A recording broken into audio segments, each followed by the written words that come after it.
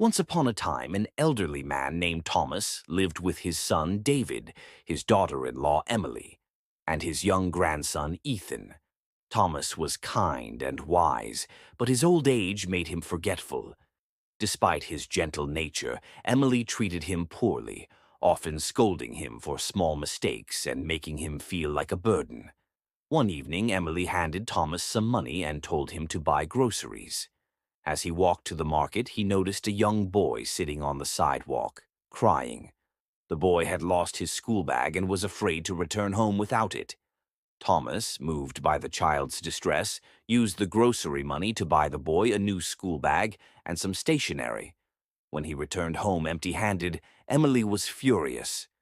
"How could you waste the money I gave you? Do you think it grows on trees?" she shouted. David, though more patient, was also disappointed.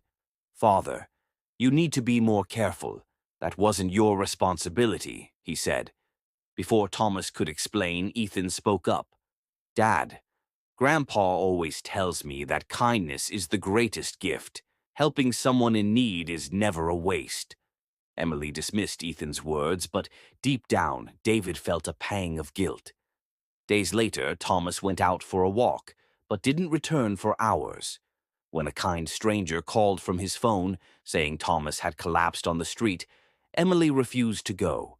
"He'll come home when he's ready," she said, coldly. However, Ethan ran out in search of his grandfather and found him sitting on a bench, exhausted. With the help of a neighbor, he brought Thomas home.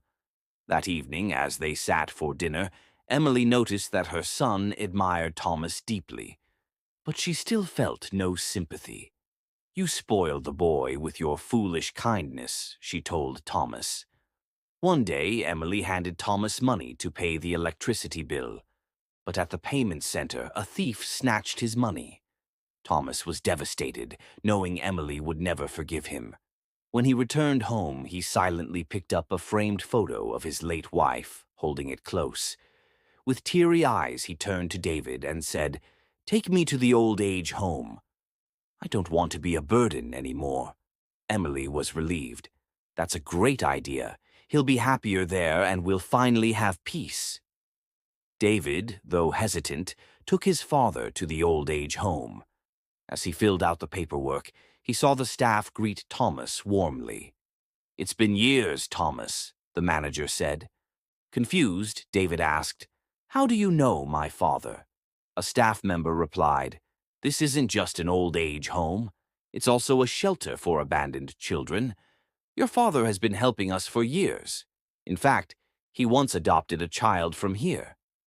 David was stunned. "Who?" he asked. The manager smiled. "You." Tears welled up in David's eyes as he turned to look at his father.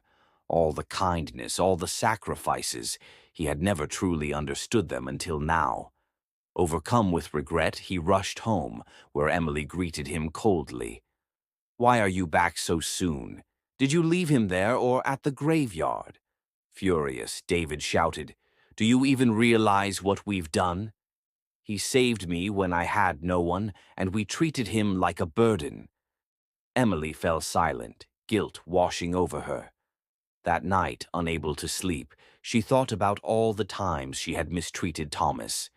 The next morning, David, Emily, and Ethan returned to the old age home. With tears in his eyes, David knelt before his father. "Please forgive me, Dad. Come home. We need you." For the first time in a long while, Thomas smiled. He placed his hand on his son's head and said, "A loving home is all I ever wanted." They brought Thomas back, and from that day on, he was treated with the love and respect he had always deserved. In the end, kindness, love, and respect for our elders are what truly make a house a home.